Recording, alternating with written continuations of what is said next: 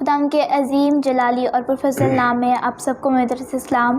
آج ہمارے ساتھ پاسٹر ایمینول تبسم ہیں جن سے ہم روزے کے متعلق کچھ سوالات پوچھیں گے. تو تھینک یو پاسٹر جی ہمارے پروگرام کا حصہ بننے کے لیے. تو میرا پہلا سوال ہے کہ نئے عہد نامے کی کلیسیا میں روزہ کس طرح رکھا جاتا ہے اور کب رکھا جاتا ہے؟ بہت شکریہ تمام دیکھنے سننے والوں کی خدمت میں سلام، اور شکریہ کہ آپ ہمارے پروگرام کو لائک کر رہے ہیں. آپ کے کمنٹس ہماری حوصلہ افزائی کر رہے ہیں، اور میں پورا امید ہوں کہ خداوند آپ کو ان دنوں میں خدا بلیس کر رہا ہے، آپ برکت پا رہے ہیں. تو میرے عزیزوں، سب سے پہلے تو ہم خداوند یسوع مسیح کو، جو ہمارا منجی ہے، ہمارا خداوند ہے، اس نے ہمیں ایک نمونہ دیا ہے. اس نے خود بھی روزہ رکھا ہے، اور پھر اس نے کہا ہے کہ جب تم روزہ رکھو. اور پھر ہمارے پاس جو کلیسیائی معیار ہے روحانی زندگی کے لیے، وہ دعا اور روزہ ہے. یسوع نے خود بھی کئی بار تعلیمات کے اندر یہ کہا کہ روزہ رکھیں، کیونکہ یوحنا کے شاگرد بھی روزہ رکھتے تھے، اور اس نے اپنے شاگردوں کے بارے میں بھی کہا کہ جب دلوں سے جدا ہوگا تو وہ روزہ رکھیں گے.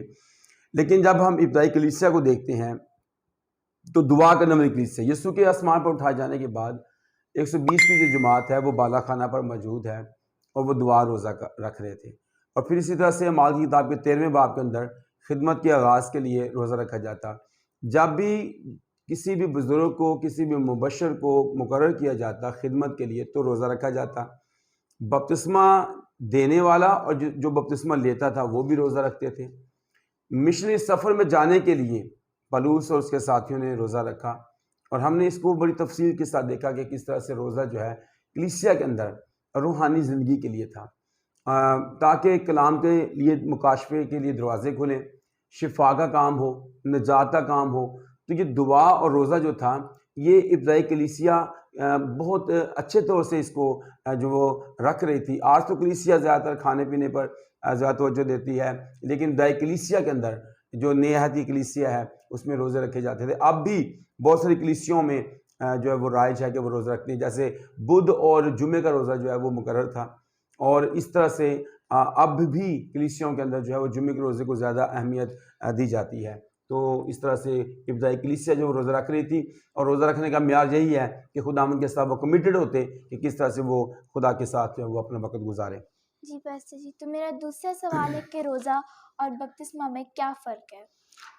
دیکھیں بیٹے، بہت اچھا آپ نے پوچھا ہے کہ روزہ اور بپتسمہ میں کیا فرق ہے. میں اس کو یوں بیان کرتا ہوں کہ جو روزہ ہے یہ بھی ایک قربانی ہے. روزہ بھی جسمانی چیزوں سے پرہیز ہے، اس کو چھوڑ دینا ہے، دنیا سے ناطہ توڑ دینا ہے. اور خاص طور پر جب عید قیامت المسیح کے ساتھ یہ 40 ڈیز کے جو لینٹ سیزن شروع ہوا ہے، جو روزوں کے ایام ہیں، اس کے ساتھ جو جوڑے گئے ہیں، تو اس میں بھی ایک بڑی خاص بات ہے کہ پرانی زندگی کو چھوڑ دیتے ہیں اور نئی زندگی کا آغاز ہوتا ہے.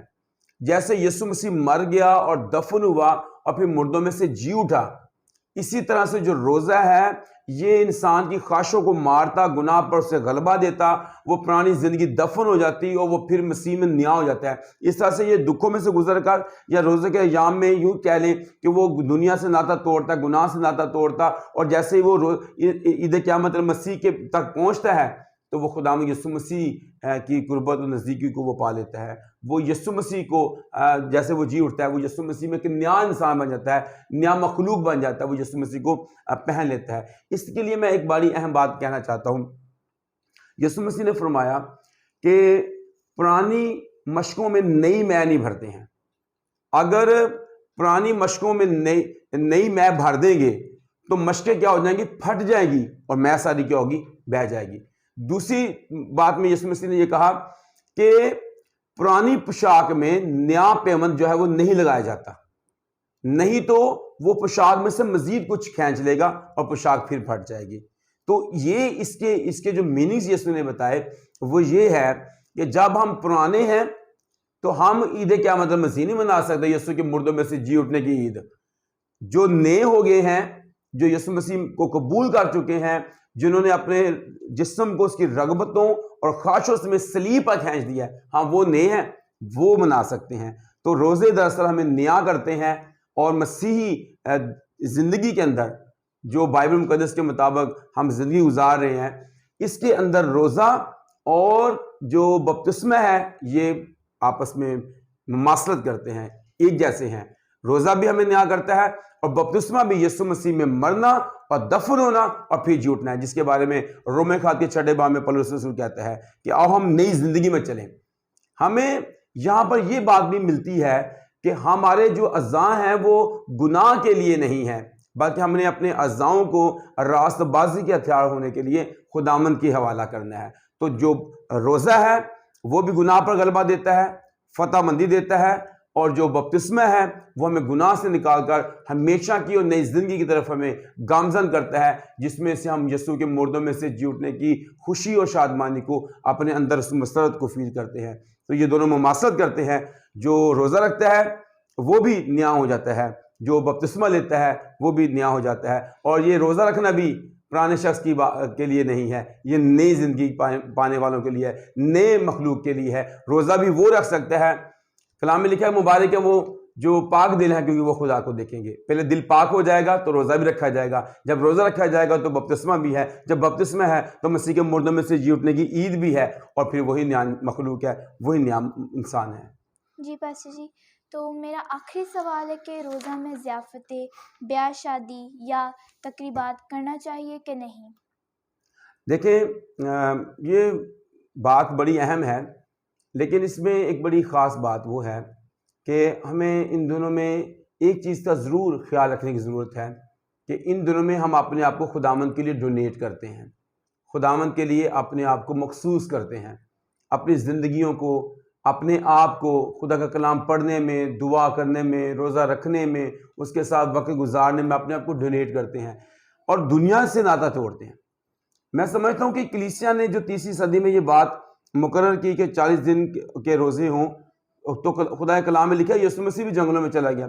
اچھا، ایک بات میں اس بات کو پڑھ رہا تھا، اسٹڈی کر رہا تھا، تو اس میں یہ کہا جاتا تھا کہ جب لوگ روزے رکھتے تھے تو وہ جنگلوں کی طرف چلے جاتے تھے، بیابانوں کی طرف چلے جاتے تھے، یعنی دنیا سے ناطہ توڑتے تھے. تو اگر ہم اچھا سمجھے اس کو، میں حکم کے طور پر نہیں کہتا، لیکن اچھی بات یہ کہ کلیسیا منگنی، عقیقے اور سالگرہ، شادی بیاہ ان دنوں میں نہ کرے تو ایک اچھی چیز ہے کہ ہم خداوند کے ساتھ وقت گزارے. اچھا، میں نے ایک اور کلیسیا میں پریکٹس دیکھی ہے، وہ یہ ہے کہ ہم گانے بھی سنتے رہتے ہیں، باقی معاملات بھی کرتے رہتے ہیں، تو اس سے ہمیں پرہیز کرنے کی ضرورت ہے. اچھا، کچھ لوگ ایسے ہیں جو روزہ نہیں رکھ سکتے کسی بیماری کے سبب سے، لیکن وہ عبادات بھی نہیں کرتے ہیں. چاہیے کہ اپنے گھروں میں بھی کلام پڑھیں، دعا کریں، اور خداوند کی ہیکل میں جائیں، چرچز کے اندر جائیں، عبادات اٹینڈ کریں. ہم وہ بھی نہیں کرتے ہیں. یعنی ہمیں کسی طرح سے فیل ہی نہیں ہو پاتا کہ ہم کن دنوں میں سے گزر رہے ہیں. جو لینڈ سیزن ہے، جو خداوند کا مقرر کیا ہوا وقت ہے جس میں ہم خداوند کے اپنے اوپر ڈونیٹ کر سکتے ہیں، تو ضروری تو یہ ہے کہ ہم ان دنوں میں پرہیز کریں، اپنے آپ کو ان تقریبات سے، ایسے معاملات سے، جو دنیاوی معاملات ہیں ان سے پرہیز کریں، تاکہ خداوند کے ساتھ زیادہ سے زیادہ ہم وقت گزار سکیں، زیادہ سے زیادہ وقت ہم خداوند کی قربت میں، اس کی نزدیکی میں گزار سکیں، تو پھر ہم زیادہ برکت پائیں گے. تھینک یو پاسٹر جی اپنا قیمتی وقت دینے کے لیے، اور امید کرتے ناظرین آپ کو بھی بہت برکت ملے گی اور بہت کچھ سیکھنے کو ملے گا. اسی طرح ہمارے چینل کو لائک کریں، سبسکرائب کریں، ہماری ویڈیوز کو شیئر کریں. Thank you so much.